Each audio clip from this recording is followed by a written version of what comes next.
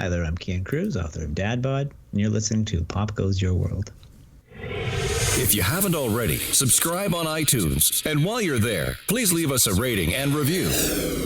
And now it's time for our featured presentation.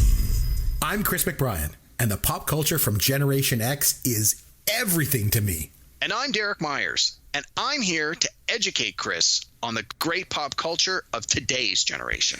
Episode 242, 2022, the year in pop culture.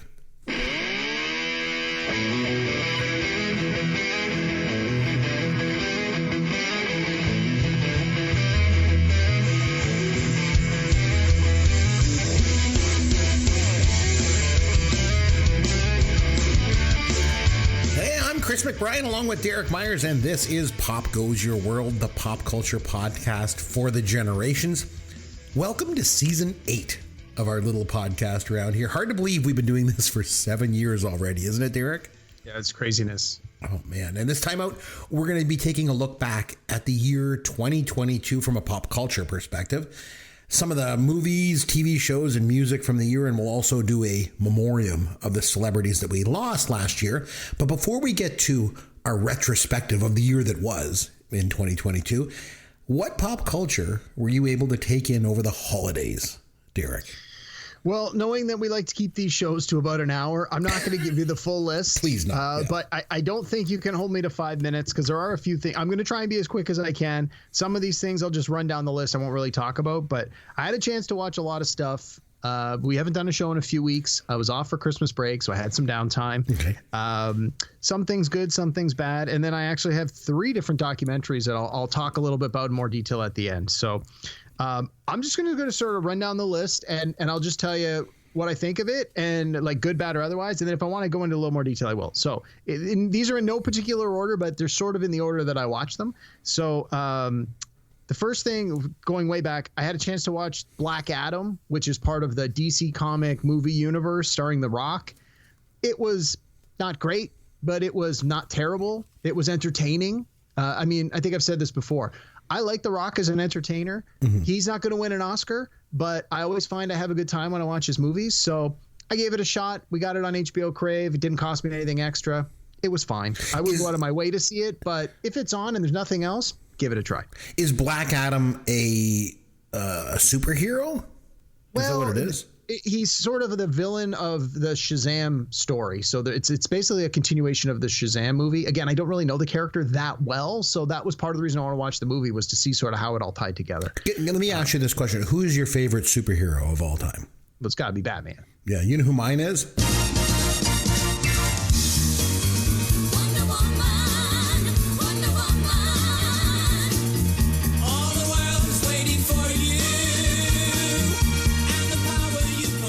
I don't know if she's from the DC world or if she's from the Marvel universe. I don't know. From the DC. Oh, yep. DC. Well, there you go. So just like Black Adam, there's Wonder Woman. So there we go.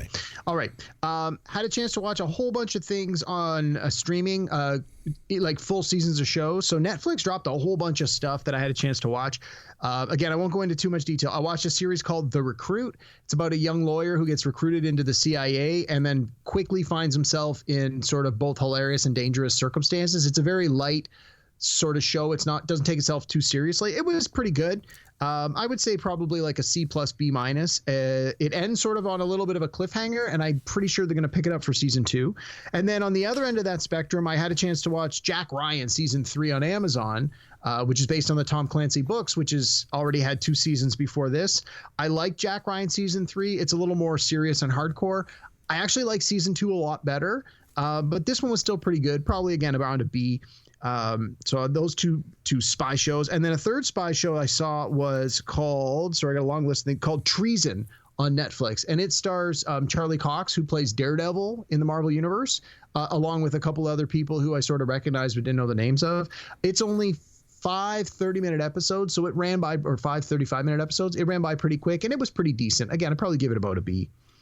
One of the great movies that I watched over the holidays was the Knives Out sequel called Glass Onion, a Knives Out mystery with Daniel Craig and a star-studded cast of guest performers.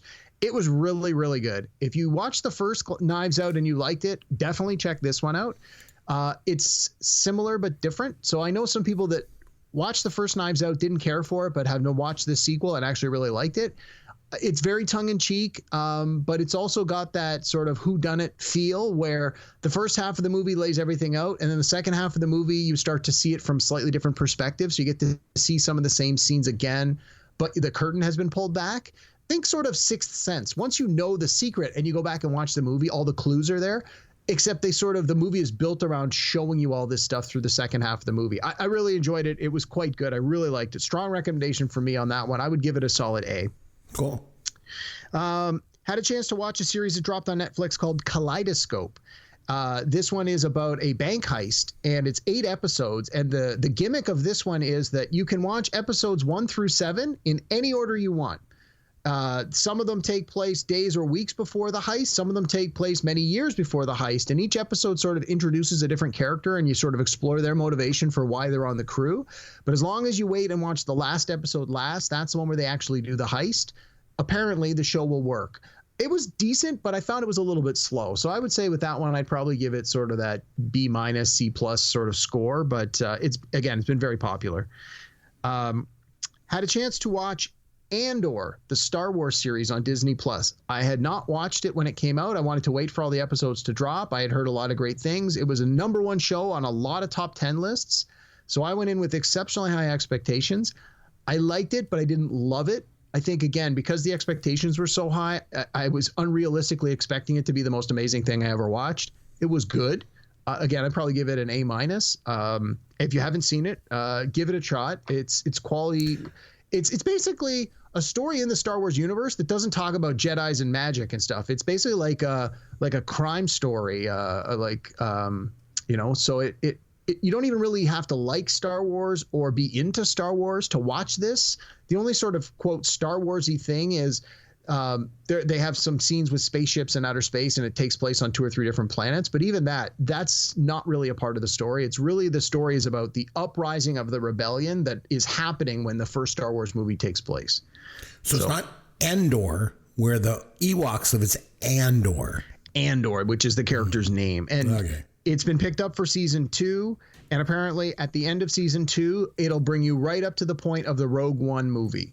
So this takes place before Star Wars Rogue One, which takes place just before Star Wars, the original Star Wars 1977, now called A New Hope.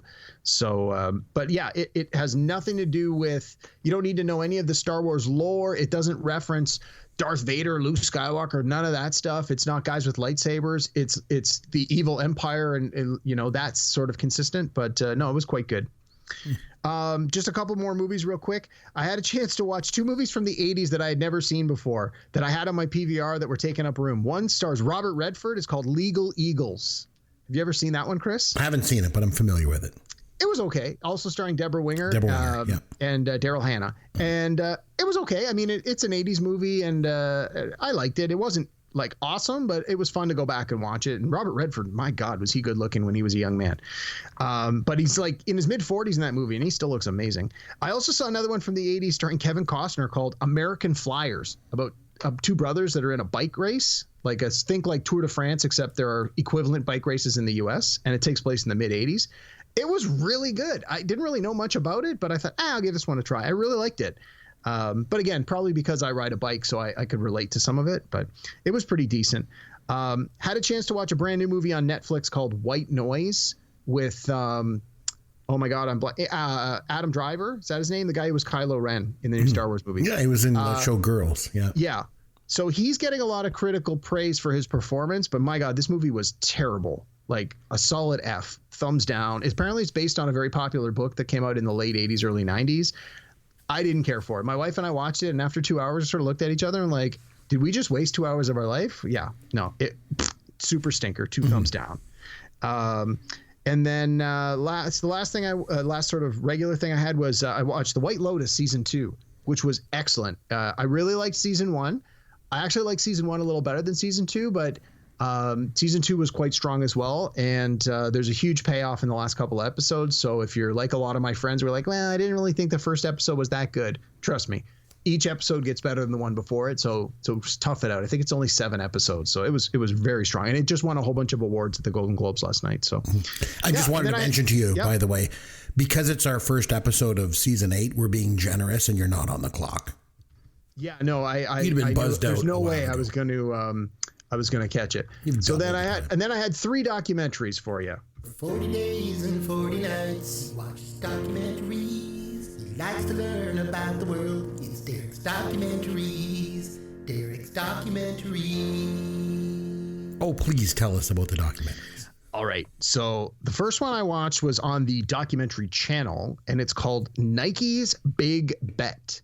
And it runs about an hour. And the idea here is, so Nike has what they call, I think it's called the Oregon program, or the Oregon running program, where they basically, anyone who's a runner in any capacity, Olympic runner, marathon runner, that kind of thing, you can go and be a part of this elite group that's managed by Nike, where they'll train you, and basically their job is to condition you for the Olympics so that you win gold medals for America, and Nike can put their thumbs up and go, we helped. And they have a guy who's a former Olympic athlete himself, who has been a part of their advertising campaigns, like from the 80s and 90s. And he's like the main coach. And he really pushes the limit on what the athletes can do as far as training, and what sort of equipment and what sort of medications or pills or drugs or tools or devices they can use to help with training that are not illegal. But often what happens is, it's not that they're not illegal. It's one of those things where, hey, it's not in the rules that I can't do it, so we're going to do it. And then, of course, after his athletes do it and have amazing success, and the review board comes back and they go, well, it's sort of implied that they shouldn't have been doing that, and you're sort of on the borderline of cheating. And he's like, hey, if it's against the rules, we won't do it. Put it in the rule book and say we can't do it, we'll stop. And so often what's happening is he comes up with all these crazy ideas, which end up giving his athletes a tremendous advantage. And then when it's put through some scrutiny, they have to change the rules to say, no, you can't do that. And so that's been a big part of his thing, is finding ways to give his athletes an edge. And then apparently in the last few years, there was a bunch of allegations made against him from former athletes who are like, he's been bullying us, he's been emotionally abusing us. I think there's even some suggestions of sexual inappropriateness. And so he's been banned from being a part of the sporting world for like 5 years. And Nike was like, we believe him. He's been our guy for 20 years. We are 100% behind him. We're putting our big fat lawyers in his court. And that's why it's called Nike's Big Bet, because they are in bed with this guy figuratively all the way. Whether or not he did anything wrong, who knows? But all the athletes that they interviewed in this thing are like, yeah, he emotionally abused us, but I knew that coming in. You know exactly how rough he's going to be, but I won 3 gold medals under him. So he got the results he wanted. So it was an interesting discussion. That one was called Nike's Big Bet. Next one I watched was, I just watched it last night. It's on HBO. It's called The Last Tourist, and it's sort of a bait and switch. This one I would not recommend. The idea is they're saying, with so many people traveling to vacation spots now, because vacationing is so cheap and affordable, people can go anywhere in the world for very reasonable prices. And they're basically saying people are going not to actually see the sites, but to get a photo of themselves in front of the sites that they can then put on social media. They're not appreciating the landscape. They're not appreciating the culture. And more importantly, they're not putting dollars into the economy to help like a lot of the places that they go are very poor countries.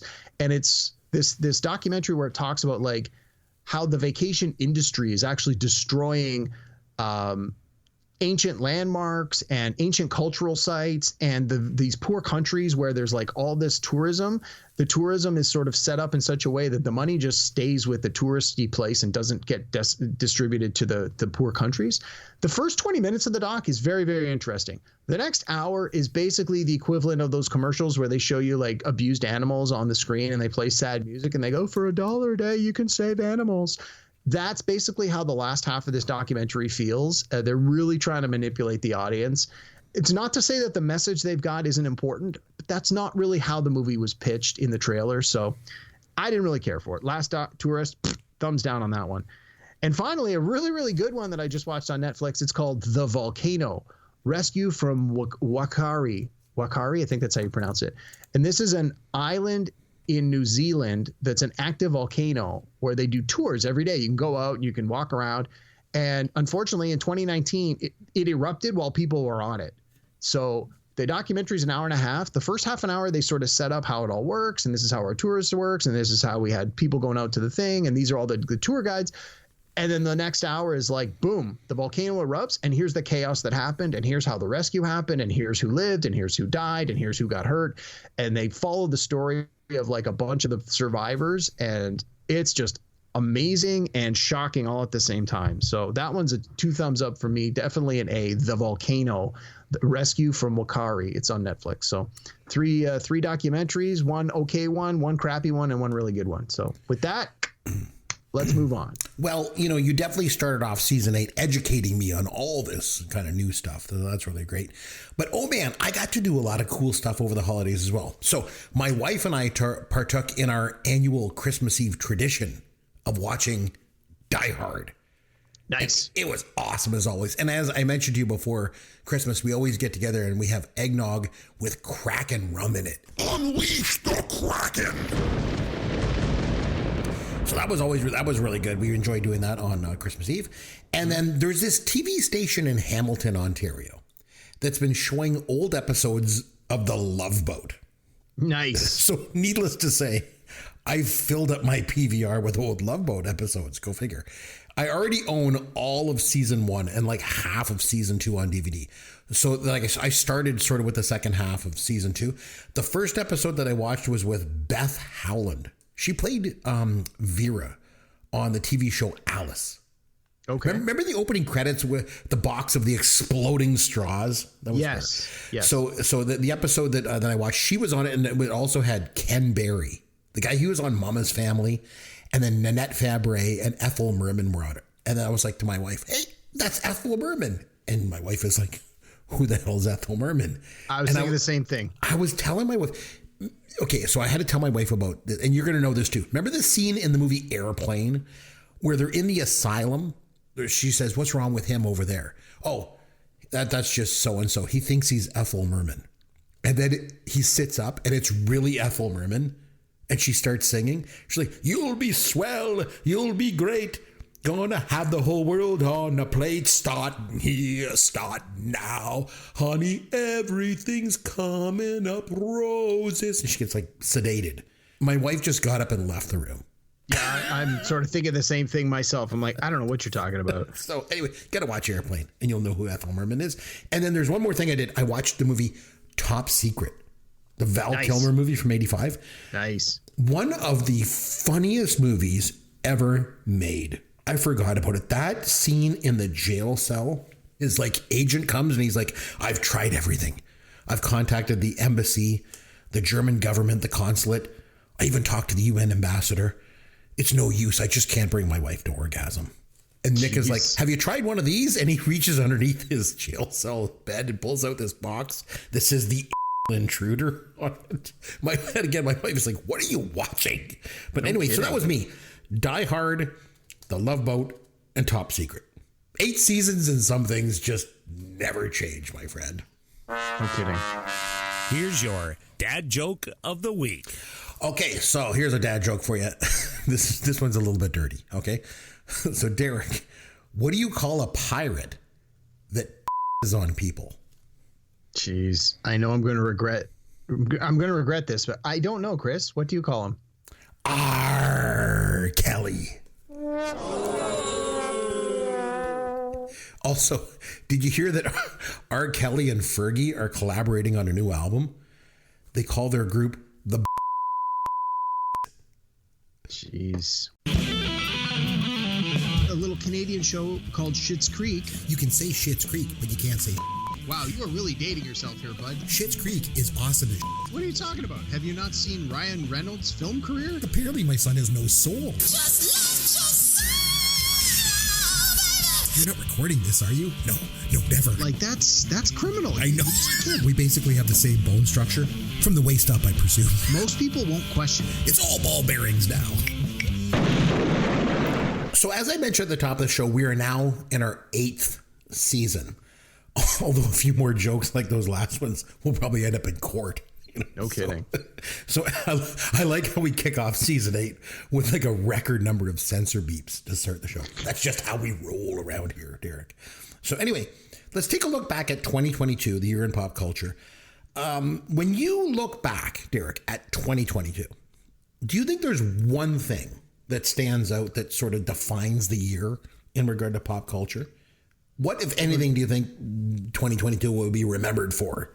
You know? I think it'll be remembered for the year Will Smith slapped Chris Rock at the Oscars. I agree with you. I mean, you know me. I mean, I don't really know much about news stuff, but I think that's the one thing that stood out. Like, Will Smith will never live that down. I think in years to come, people are going to look back on 2022. The number one thing they'll be that Oscar slap. So, I mean, what did it do for his reputation in your mind? Well, it certainly hurt him. I mean, whether or not he'll be able to bounce back from it, who knows? But I mean, he had a movie come out in December that nobody saw, nobody's talking about. I don't know if it's a good movie or a bad movie, because honestly, I haven't seen it either. But at the same time, I have no desire to see it. Most of the people I know have basically, in their mind, they've canceled him. Like one of my good friends said, they hadn't had a chance to watch King Richard, which is the movie he won his Oscar for last year, even though they were interested in watching it. And they're like, nope. After that, they're like, I'm never going to watch it. In fact, I'm never going to watch one of his movies again. And it's like, you know what? I'm sort of there. It's like he's made a lot of entertaining movies, but it's sort of a hard watch. It's like going back and watching episodes of The Cosby Show. It's like, they're good, they're funny, but knowing what we know now about Bill Cosby, it's like it's kind of hard to watch some of those episodes. And I think that's how it's going to be with Will Smith. I think people are always going to be like, kind of hard to go back and watch that Men in Black movie. It's a great movie, but Independence Day, knowing what we know now, it's tough. And I think that's going to follow him around for the rest of his career. Man, that's interesting, because in some ways, like, I agree with what you're saying. In some ways I disagree, because I mean, like, what Bill Cosby did, way worse. Of course. Slapping, Chris Rock. But it's funny because, I mean, for so long, Will Smith was like just a golden boy. Like, everybody loved him. I mean, when he was on Fresh Prince, like, I mean, he was so charismatic. You couldn't take your eyes off of him on screen, except maybe when Carlton was doing the dance or whatever. Mm-hmm. But like, he was so amazing in that. And then he started making movies, and every single movie he made, $100 million. Yep. Even if he made crap. Wild Wild West was garbage. Yep. But it's $100 million. Everybody went to see it, And now all of a sudden, like, but the thing is, Hollywood loves a comeback. Give them a couple years, and I'm sure they'll welcome him back with open arms. That's for sure. But any movies from 2022 that you want to, like, sort of really that stood out to you that you want to kind of mention? Yeah. So I've sort of got a couple of groupings of movies. Okay. So I mean, I think the movie that's going to live on as being the movie from 2022 is Top Gun Maverick. It's a movie that relied on practical effects. It's a movie that was pretty much ready to be released at the start of the pandemic, and the people that had made the movie refused to release it on home video. They absolutely wanted people to have the theater experience. They held the movie for over 2 years, waiting for theaters to open up to the level where they felt they could get audiences. And man, oh man, did they get audiences. It made all sorts of money. It set all sorts of records. The fact that the movie was good, and the fact that the movie appealed sort of from the nostalgia factor to our generation, but also appealed to the younger generation as well by putting in some hot young stars, and by making a quality movie that's just a fun, entertaining action movie, I think that's going to be the movie people remember. Now, of course, the second Avatar movie just came out at the tail end of 2022, so we'll see how big a splash that makes, pun intended. So that'll certainly be in the discussion. And the other one, again, depending on how the award season rolls out, the movie Everything Everywhere All at Once was sort of the little movie that sort of came out of nowhere. Nobody really knew much about it. It shows up. The word of mouth was fantastic. The critics' reviews were fantastic. The performances are fantastic. You've got a movie that's featuring an all-Asian cast, so you have this tremendous representation on screen that you don't normally see. And the movie was outstanding. Like, I can't wait to watch this one again. And it could very well contend for a lot of the major performing awards at the Oscars. It'll probably be nominated for Best Picture. It'll probably be nominated for Best Director. I don't know if it's going to win those things, but those are sort of the three movies that I think are going to really, really stand out. I mean, there's a few other movies I want to talk about, but what are your thoughts before we sort of bounce Oh, back? this might actually surprise you, but I actually went to the movie theater not once, not twice, but 4 times in 2022. Only once was for me. The other ones were for my kids. But here's what I saw. I went to see, is it Spider-Man Far From Home? Is that the name of it? Yes. They all kind of sound the same. Technically, it came out in 2021, I believe, at the very end of December. But it but really, I saw it last year. Yeah, most people saw it in 2022. Yeah, it was very good. All of these Spider-Man movies now just kind of sound the same. It's like Spider-Man Homecoming, Away From Home, Far From Home. I don't know, but I'm actually going to hold out for Macaulay Culkin's return to acting with Spider-Man Home Alone. That's what I think. But anyway, he like sets booby traps for the Green Goblin or something like that, and Doc Ock. But anyway, so I went to see that one with my son.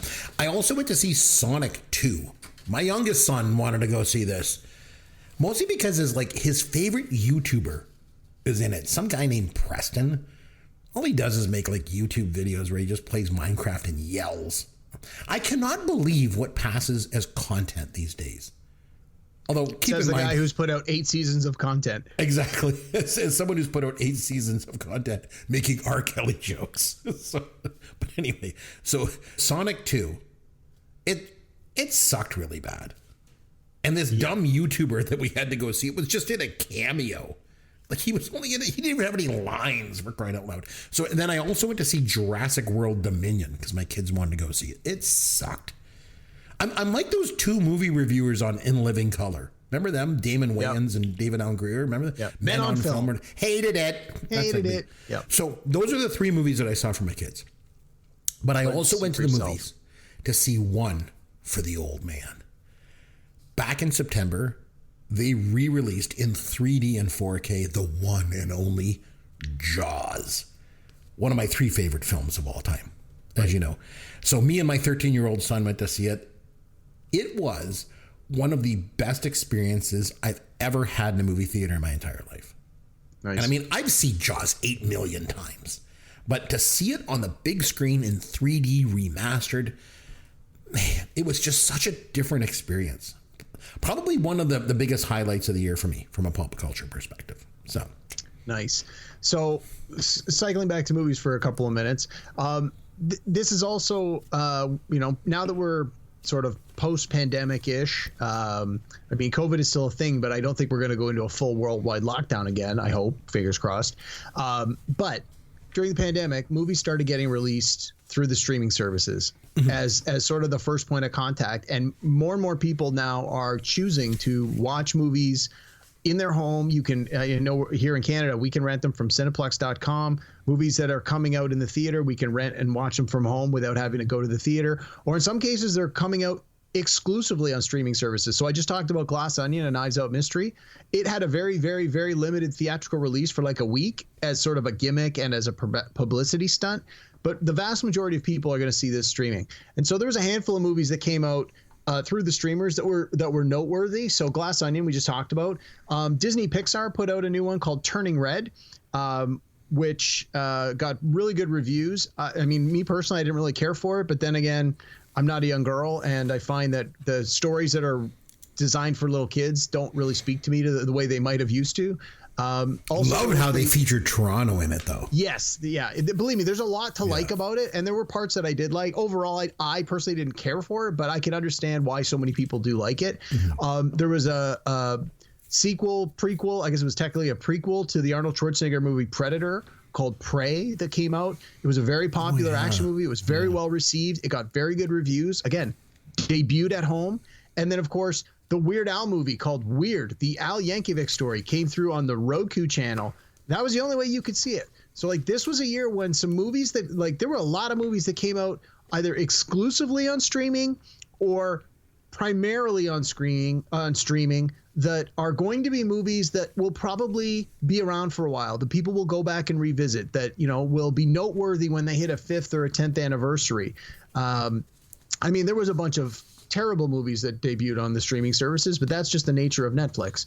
But I think that we're going to start seeing more and more real movies, critical movies, successful movies that are going to debut at home on the streamers. It's the new way of doing this business.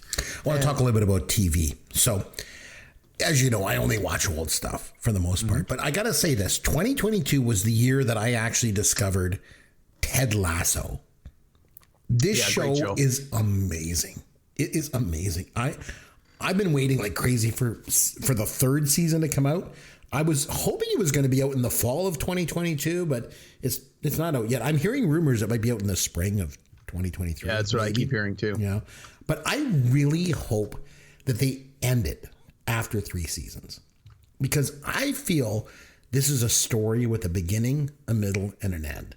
It's like the perfect 3-act play. Season 1 is the whole fish out of water thing, with the team going down and being demoted. And then season 2 is all about character development, the team making their way back up to the elite league. And season 3 is like redemption, or should be about redemptions, and then hopefully them winning it all, especially against Big Bad Nate. So for me, it's like a perfect package for a perfect story. I really hope they don't drag it out. You've watched it, right? Yeah. We had, I think I mentioned this before, I had an Apple TV 90-day promo that I got last year at Christmas, and I just binged as much Apple TV as I could. And unfortunately, I was kind of hoping that might work out again this way this Christmas, and I get another 90 days, but not so much. But I think once Ted Lasso comes back on, I may have to just suck it up and pay for it. Yeah. Any other TV shows for you from last year? Yeah, so I want to start with sort of just some noteworthy stuff, and then I'll talk about sort of some of my favorites. So this was the year when a lot of really big shows had their final season. And so you had the final season of Ozark, which was its 4th season. You had the final season of Better Call Saul, was its 6th season. The TV show, the remake of Westworld, season 4, was their final season. Although they didn't know that when they were making it, they've announced that they're not going to pick it up. But the way the season 4 ends, you kind of got the sense that they knew that was a possibility. And one of the biggest shows that's been on TV for the last decade, The Walking Dead, the original Walking Dead TV show. I know there's a number of spinoffs still out there, but the original Walking Dead, season 11, the final season. So you had these 4 massive shows that all hit their final seasons this year. And I think that's exceptionally noteworthy, just given especially with Better Call Saul and Ozark, like those 2 shows have been nominated for awards up and down from the very beginning. So it's always interesting to see when those like award darlings are no longer putting out content, what sort of fills that void. So that it'll be interesting to see sort of what steps in there. We also had some big money put behind new shows. So you had a new Game of Thrones spinoff, House of the Dragon. The 1st season dropped, and on Amazon they did The Lord of the Rings, The Rings of Power season 1. Both of them tremendously expensive to make and produce. On screen you can see where the money went. Different reviews. House of Dragon got pretty good reviews. Lord of the Rings got pretty terrible reviews. So just because you throw money on it doesn't necessarily guarantee success. We had shows like Kids in the Hall came back. They got a new season 1 on Netflix, sort of a rebirth of their show. HBO had a introduction of a show called Peacemaker, which is a spinoff of the DC Comics Suicide Squad movie starring John Cena, which was, I think, a surprise hit. I mean, I loved it. And I think people were surprised how good it actually was. And then there was a number of like decent limited series that came out. There's a really good one on Netflix called 1899. It's made by the same creators that did the show Dark. There was The Flight Attendant put out season 2. Tokyo Vice was a really good one. I think Miami Vice, like it's about drug deals and the relationship between the police and the news reporters. Tokyo Vice was really good. The Jack Reacher series, just called Reacher, the 1st season of that was really good. So you had a lot of sort of new shows or shows that are sort of younger shows. And then, of course, some of the ones that are my personal favorites that are noteworthy. The Boys put out season 3, super strong. One of my favorites from this year. Industry season 2 was fantastic.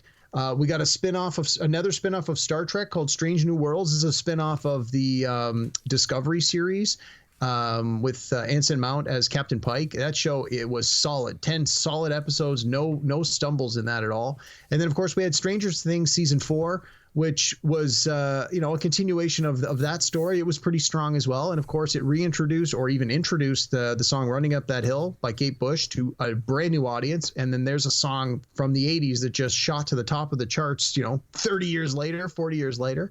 So a lot of decent TV out there. Believe me, there's also a lot of crappy TV out there, but a lot of noteworthy TV in 2022. So some people told me I needed to watch Severance. So I watched it and I didn't like it. I thought it was slow and weird and kind of boring. But I will say, you know me, I don't watch anything new. But one thing I did discover in 2022 was the show Barry. Oh yeah, super good. So good. And of course, it has my idol Henry Winkler on it, so that makes it already awesome in my eyes. But that show is like nothing else I've ever seen. It's like this black comedy, but it's like, oh, it's just so cool. It's just so much going on in that show. Oh, yeah. So I will say that I did do that. I wanted to also mention this is a pop culture kind of thing that doesn't really fit into any other category, but the Wordle craze. Yeah, I got that noted here too. Yeah. Now, were you a part of this? Did you have the app? Every single morning I wake up, I come down, I have my coffee, and I do my Wordle. And I'm very good at this. I love crossword puzzles and all that kind of stuff. I think Wordle is great. I love it. And the genius thing about it is it allows you to share it, with other people and try and compare. So I thought that was good. But I did want to talk a little bit about music, because it's not always my strong point, but you brought up Running Up That Hill. Yep. And back in 85, Kate Bush had a big hit with that song. But it was in 2012, it was used during the Summer Olympics. So it became a big hit again, in England. But like you mentioned, like last year, they used it on Stranger Things, which I don't watch anymore. I watched the first 2 seasons of it. Season 1 was good, and then it just kind of dropped off for me. But I guess this was featured in an episode of Stranger Things this year. But it kind of made Kate Bush relevant again. And the thing was, it was a bigger hit this time around than it was back in 85. Which I thought was interesting. Absolutely. So, But also in music, I want to mention Kanye West. Do we have to? I think last year... I guess we have to. This was the year that people finally realized that Kanye West is a completely unhinged lunatic. First he's Yee or whatever the hell. Then he's running for president. And then there's all that talk about Hitler and stuff. You know what I mean? I ain't saying he's a goose stepper, but he's crazy. He is crazy sauce. Yeah. God, he's crazy. One other music thing I should mention, because again, I don't listen to a lot of music, but my youngest son, I don't know the name of the band. You have to look it up. But they're like a Korean band or something, and they do this song called New Kid on the Block. Sure. And he listens to that thing over and over again, so I feel like I kind of know it. It's like, new kid on the block, new kid on the block, new kid on the block. It's terrible. It's just a repetitive song. But that's my exposure to music from last year. So that's kind of anything other music. You usually like into music, but you like older music too, I guess. But yeah, so I didn't really, honestly, embarrassingly or not, I haven't really listened to much current music in the past year. I usually pride myself very much on sort of keeping on top of trends. I don't want to be that guy. We all know a guy who's like, music was perfect when I was younger and everything after it is crap. Don't we, Chris? We all know a guy like that. Yeah, and his name is Chris McBrien. Yeah, well, I didn't want to call you out on that one, but I sort of did. I don't want to be that guy. And honestly, I enjoy a lot of the modern music that's still out there, largely because a lot of today's music is really borrowing heavily from what was popular before. It borrows from the 70s and 80s so much of today's pop music. You listen to it and you're like, this could have been released in 1985 and it would have been a hit back then. And I think that's good for someone like me who's like, well, how is this relevant to me? It's all these songs about high school being difficult. It's like, yeah, kind of hard to relate with that one at this point in my life.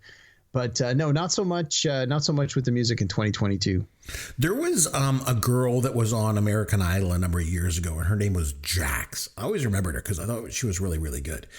And then this past year, she came out with a song called, it was called Victoria's Secret, something like that. And I heard it, and my son who's 13, he's like, oh, this is a really good song. And I listened to it, and it's actually quite good. It's quite good. So I don't know. I would recommend that. So there's me recommending something new for you. I wanted to just kind of transition a little bit into some celebrities that we lost in 2022. I'd like to kick off with Barbara Walters. Okay. I mean, she's known for the Today Show in 2020 and those legendary celebrity interviews that she used to. She always seemed to be able to get people to cry. Remember, that was her big thing, like Patrick Swayze and Tracy Morgan, even Ringo Starr. Like, she made all these people cry. And then she started up that show, The View, which I'm not a huge fan of, but she did all these things. But to me, I will always associate her with Gilda Radner on the original Saturday Night Live when Gilda spoofed her with that character Baba Wawa. Yep. Basically making fun of the way the Barbara Walters used to talk, because she used to always drop her R's and drop her L's when she spoke, and Gilda just nailed her. You know, she'd be like, "This is Baba Wawa. Nice to see you. It's been a wee long time since we last spoke." You know, so I mean, just no matter what Barbara Walters did, and I mean, she did a lot, but I always think of Baba Wawa when I think of her. But any other any celebrities that stand out to you from last year? Well, I mean, I've got a long list we can run down, but yeah, there's definitely a few that take note. So I think one of the ones that that sort of affected me, or that I felt like when a celebrity dies, you're like, it's unfortunate to hear that anyone died, right?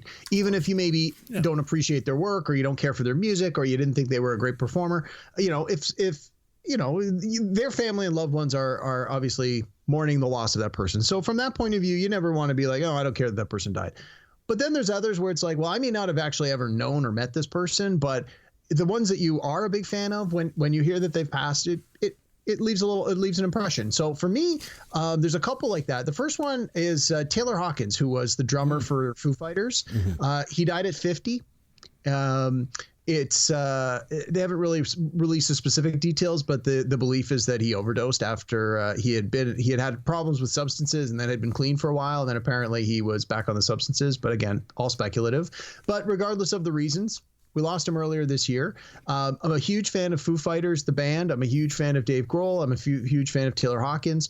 And I think that his death, although sad and tragic, really affected a lot of people because of how much it affected his good friend Dave Grohl, who then put together the Taylor Hawkins tribute concerts in the UK and in Los Angeles, which were these huge musical spectacles where you had all these performers come out and share stories about of their interactions with Taylor, and it was an opportunity to really celebrate the life of this person who had passed, and just the way that the tribute. I don't know if you had a chance to watch it, but I watched the UK one, and they had Taylor Hawkins' son is also a drummer. He's got to be in like his mid-teens, and so they even had him come out and do one of the songs with the band, and they had a lot of guest performers, and you could really tell that the people that were there, it was a hugely emotional event for them, which in turn, as a viewer and as a fan, you really could get this sense of who this person was.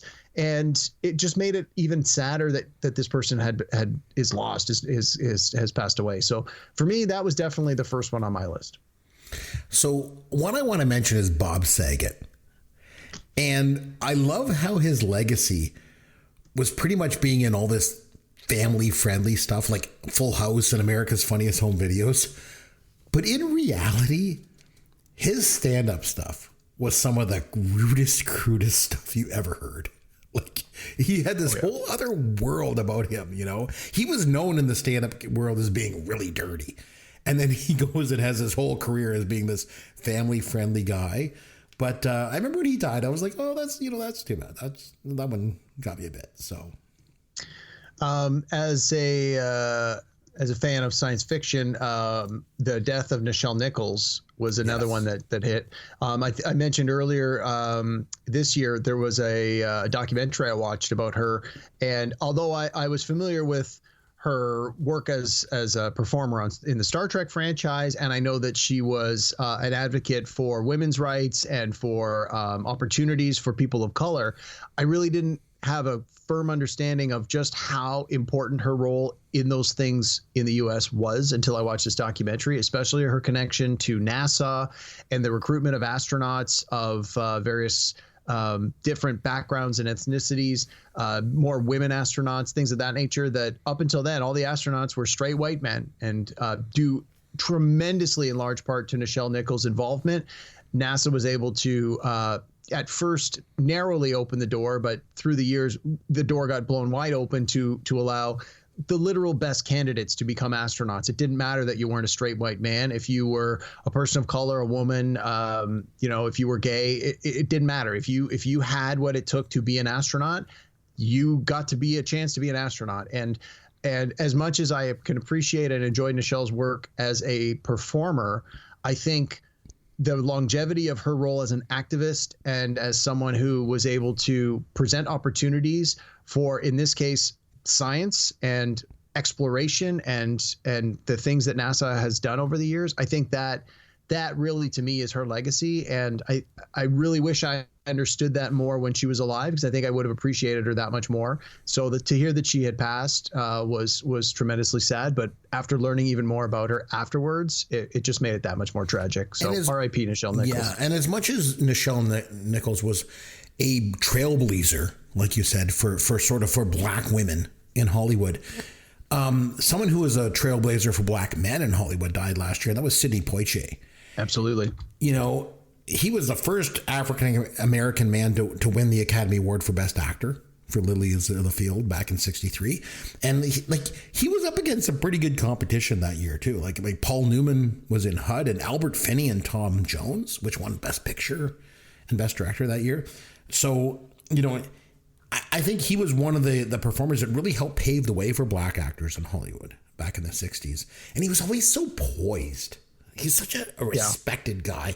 And some of his movies back then, like To Sir with Love, A Patch of Blue, so good. In the Heat of the Night. In the Heat of the Night. Yeah. They called me Mr. Tibbs. Yeah. You know, he was a very special actor for sure. The word that always comes to mind when I think of him is class. Yes. You know, there's a guy with class, with style, to me, I mean, I always assume that he's the kind of guy that, you know, when someone's calling him names, he can just, you know, be the better man. And he, you know, it's unfortunate that in a lot of cases in his life, the prejudice was such that he probably had to be the bigger man, because if he wasn't, if he said what he wanted to say or reacted as he realistically should have been acting, he could have gotten in trouble simply because of the color of his skin. But man, oh man, talk about grace and class, style and poise. Like, you can't say enough good things about Sidney Poitier and the career he had, the life he had. And then later in his career, he went into directing. He directed Stir Crazy in 1980 with Richard Pryor and Gene Wilder, a personal favorite of mine, as you know. Indeed. Oh, he was awesome. Irene Cara died last year, and she was pretty young too. She was like 63 years old, died of unknown causes. They still haven't mentioned what she died of. Yeah. I mean, she did Fame and Flashdance, and of course she was in the Cab. Yeah, she was in that 80s mega hit DC Cab. Yep. You know, like you mentioned. So, nice. Other celebrities that stood out to you last year that we let me. So I'm going to step on your corner here a little bit. Mm-hmm. I want to talk about Ivan Reitman, the director. Writer and director. So I mentioned earlier tonight, I watched the movie Legal Eagles, directed by Ivan Reitman. Yep. I had no idea. Obviously, he's probably most well known for directing Ghostbusters, Stripes, Meatballs. Like, those are probably the big three that are going to come to mind. Mm-hmm. But he also did producer Twins. Of Animal House, you know. Yeah, he directed the movie Twins with Arnold Schwarzenegger. He directed the movie Dave, which, correct me if I'm wrong, you have not seen that movie, have you? No, I have not. But I wanted to mention also about Animal House. Like, not only was he the producer, he based that movie. He helped write it. He based that movie on his time that he spent in Hamilton, going to university at McMaster. Nice. So nice. Just want to mention him. But now I noticed, so when I was putting together my list of people who have passed, I noticed that I could sort of group them into various categories. So like, we had a few notable comedians that died. You mentioned Bob Saget. We also lost Louis Anderson. We lost Gilbert Gottfried, and we lost one of the most unique voices of all time. Like, he had one of those voices that you hear his voice, you're like, okay, that's him. You just know it's Gilbert Gottfried. Like, yeah. God, he had some good stand-up stuff. I was not a big fan of his, but I can definitely. I knew a lot of people that were. He was on the second incarnation of Saturday Night Live. So when Saturday Night Live came out with Belushi and Aykroyd and all them, and when they all went away, the first new cast, Gilbert Gottfried was on. Nice. Along with Joe Piscopo and Eddie Murphy and Julie Louis-Dreyfus and stuff. But oh man, he was good. I liked him. We had a trio of people passed away that are probably going to be best known from your childhood. We lost the actor Tony Dow, who played Wally on Leave It to Beaver. Yep. We also lost two long-standing performers from Sesame Street. We lost Bob McGrath, and we lost Emilio Delgado, who was best known for playing Luis Rodriguez Louise, pardon me. It's been a while. Yep. So that sort of, hit me where I live. A lot of people were like, "Oh, right in the feels, man." Mm-hmm. So you know you're getting old when the people that were on Sesame Street when you were growing up are passing on. We lost a lot of musicians. Yes. You mentioned Irene Cara. We also lost Coolio, Meatloaf, who was only 74. We lost Andy Fletcher, who was the founding member and keyboard player for Depeche Mode. We lost Olivia Newton-John, who's both a musician and a performer. Oh, not only Grease, but the song Physical, but a personal favorite of mine, Xanadu. Nice. Oh, man. Nice. We lost the composer Vangelis, who did Chariots of Fire, and he did the score for Blade Runner. So again, won the Oscar for Chariots of Fire. Yep, he had that.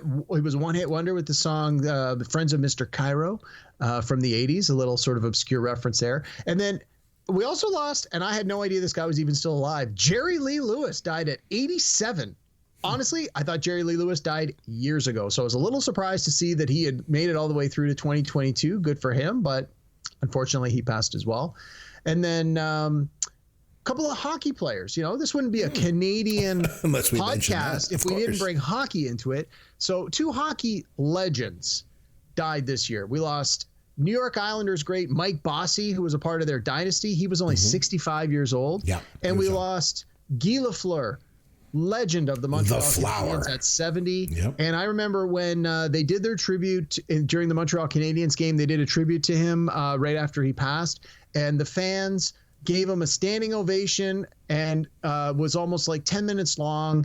Honestly, I was clapping here in my house as well. And I gave him a standing ovation in my basement while I was watching. I didn't last a full 10 minutes, I'll admit it. But it was just amazing to see the respect and the admiration that the fans in Montreal had and still have for Guy Lafleur. So, you really forget sometime how important role models, especially there's so many athletes these days, but how many of the really great ones were role models and heroes for so many people that when they pass, it really has an impact on them. So I remember being a 7-year-old kid growing up in Ontario, Canada.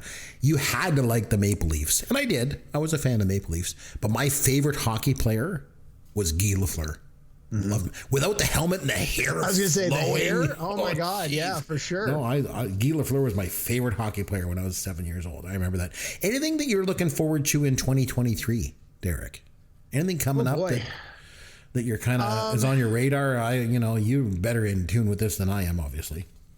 No, well, I mean, I'm kind of curious to see where the Marvel Cinematic Universe goes. As you know, I'm not a trailer person, so I do my best to avoid watching the previews because when I go to the theater, I want to be surprised. I want every scene on the screen to be the first time I'm seeing it in the context of the movie it's from. I don't want to know that, there's a trailer scene where this guy, is speaking with this person, so I know they're eventually going to be in a scene together.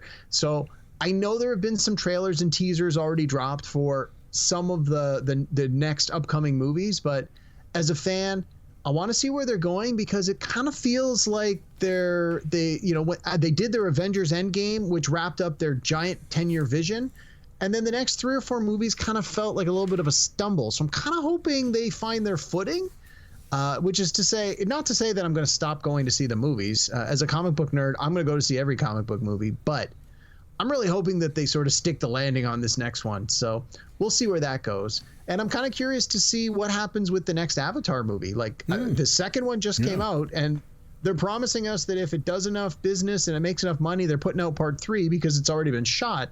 So I'm kind of curious to see. I don't know if that's coming out in this year, 2023, or if they need another year to finish the post-production, but I'm kind of curious to see where it's going.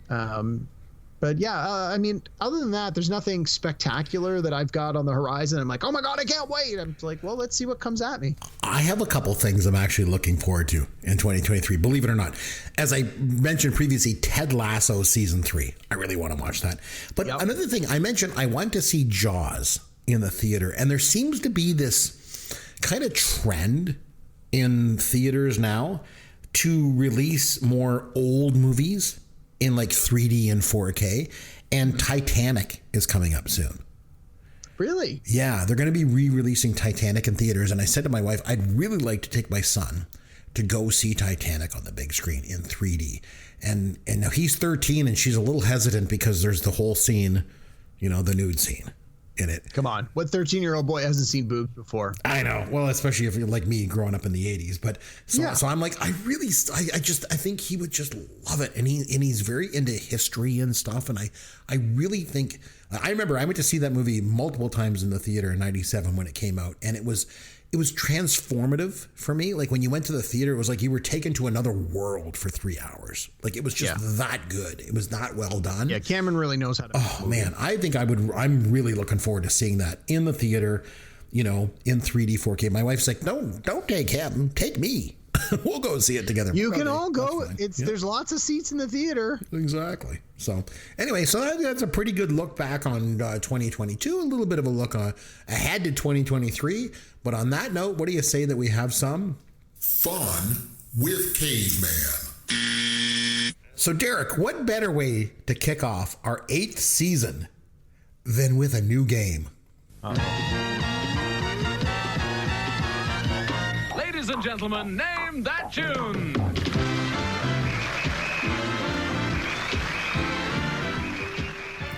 All right. So here's how this works. Okay. It's all about famous songs from movies. Okay. So I'm going to give you the song and you have to tell me the movie that it comes from. Right? Okay. Easy enough. Okay. But here's the twist. Yeah, that's what I'm waiting for. And I want to give a shout out to our good friends over at the Vintage Video Podcast. They inspired me on this one. So here's the twist. I have to sing all the songs to you. Oh man! So this is gonna make. Can I just take the 0 up front? It's gonna make it so hard because you have to guess them because I'm such a singer. So this is gonna get very bad very quickly. Okay, so here's how it is. I'm gonna sing you a song, and you have to name the movie that the song comes from. All right. If I name the song fast enough, will you stop singing, or do I have to wait for you to sing the whole song? Sure, why not? Okay, I got to compose myself here. I got a lot of singing to do here, okay? Tumble out of bed and stumble to the kitchen, pour myself a cup of ambition, yawning, stretching, trying to come alive. That's 9 to 5. Yes! Very good. What a way to make a living. 9 to 5. I think it's better for me to let you sing so that it's going to be harder for you to get through them all. Right. Somewhere over the rainbow, way up high. Wizard of Oz. Yeah. All right. Wizard of Oz from 1939. Very good. Now, I've had the time of my life. I never felt this way before. Yes, Dirty Dancing. See, you're just kicking butt on this, right? Oh, man, you thought it was so... Well, you can tell by the way I use my walk. I'm a woman's man. No time to talk.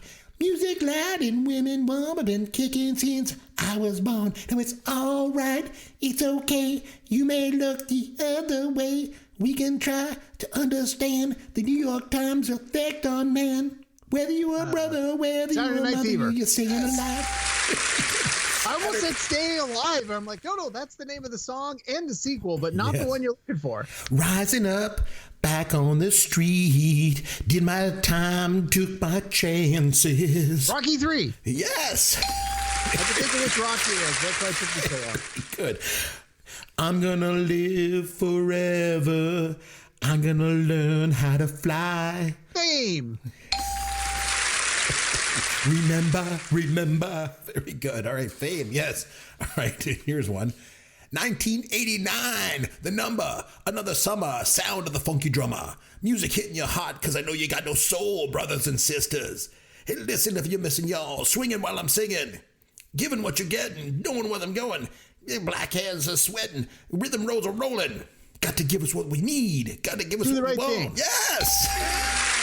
I just wanted to make you suffer through it a little longer. Okay, very good. All right. Once in your life, you'll find her. Someone who turns your heart around.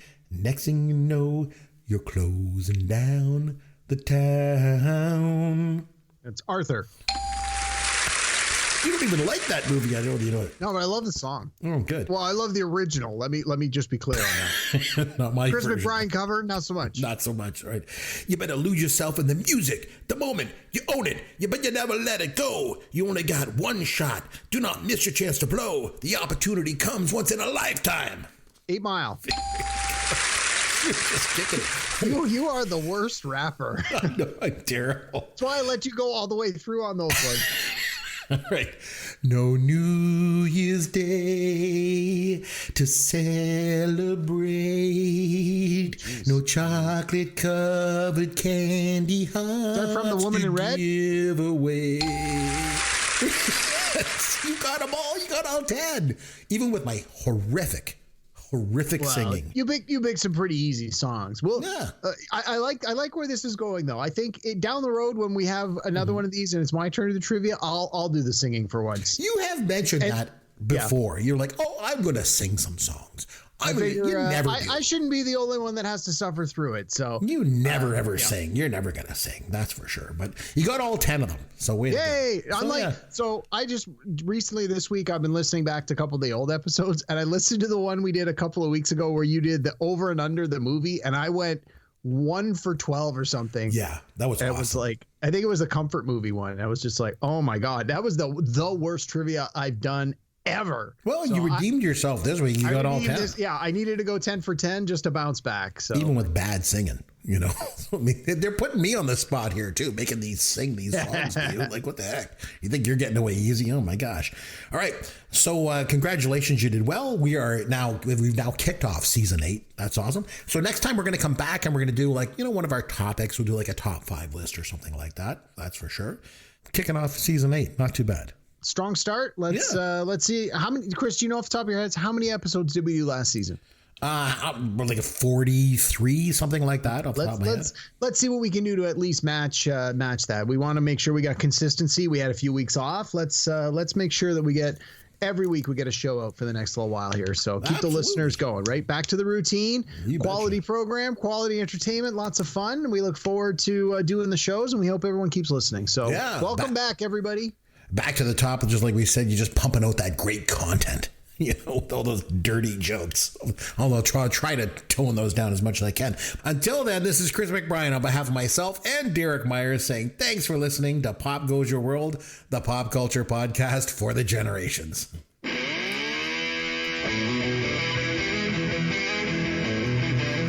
Thanks for listening to Pop Goes Your World. You can contact Chris and Derek at popgoesyourworld.com.